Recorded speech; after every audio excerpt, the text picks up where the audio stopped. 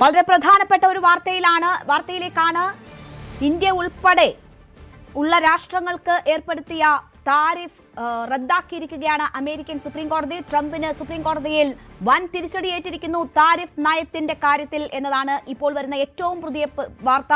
ട്രംപിന് വൻ തിരിച്ചടിയേറ്റിരിക്കുന്നു സുപ്രീം കോടതിയിൽ. ഫെഡറൽ തത്വങ്ങളുടെ ലംഘനമാണ് ഈ താരിഫ് നയത്തിൽ ട്രംപ് നടത്തിയിരിക്കുന്നത് എന്നതാണ് കോടതി ചൂണ്ടിക്കാട്ടിയിരിക്കുന്നത്.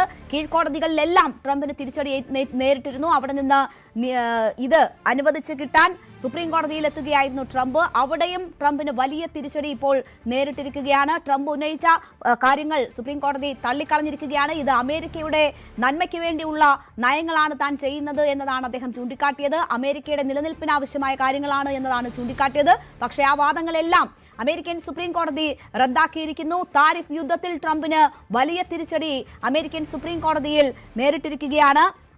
ഇന്ത്യ ഉൾപ്പെടെയുള്ള രാഷ്ട്രങ്ങൾക്ക് മേൽ ഏർപ്പെടുത്തിയ വൻ നികുതി അത് റദ്ദാക്കിയിരിക്കുകയാണ് ഇപ്പോൾ അമേരിക്കൻ സുപ്രീം കോടതി ചെയ്തിരിക്കുന്നത്. തീരുവകൾ റദ്ദാക്കിക്കൊണ്ടുള്ള തീരുമാനം സുപ്രീം കോടതിയിൽ നിന്ന് വരുമ്പോൾ അത് ഇന്ത്യ ഉൾപ്പെടെയുള്ള രാഷ്ട്രങ്ങൾക്ക് വലിയ സമാധാനം നൽകുന്ന ഒരു തീരുമാനം എന്നതുകൂടി പറയാം.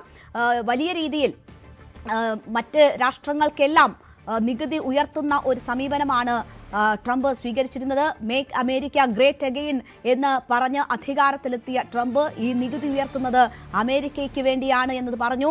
ഈ നികുതി വർധനവിലൂടെ നേടാൻ കഴിഞ്ഞ അധിക വരുമാനം എന്താണ് എന്നത് കോടതിയിൽ ധരിപ്പിക്കാനും അതിന് അംഗീകാരം നേടാനും ട്രംപ് ശ്രമിച്ചു വരികയായിരുന്നു. പക്ഷേ കീഴ്ക്കോടതികളിലേതുപോലെ തന്നെ ആ വാദങ്ങളെല്ലാം ഇപ്പോൾ അമേരിക്കൻ സുപ്രീം കോടതിയും തള്ളിക്കളഞ്ഞിരിക്കുന്നു.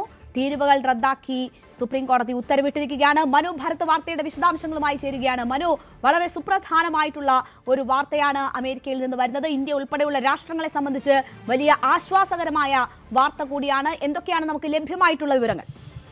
രേണുക, ഇത് ഇന്ത്യയെ സംബന്ധിച്ചിടത്തോളം ഏറ്റവും ആശ്വാസം പകരുന്ന ഒരു വാർത്ത തന്നെ. പക്ഷേ അതിനപ്പുറത്തേക്ക് ഇത് റിപ്പബ്ലിക്കൻ പ്രസിഡന്റ് ഡൊണാൾഡ് ട്രംപിനെ സംബന്ധിച്ചിടത്തോളം ഏറ്റവും ഒരു വലിയ തിരിച്ചടി എന്നാണ് കരുതേണ്ടത്.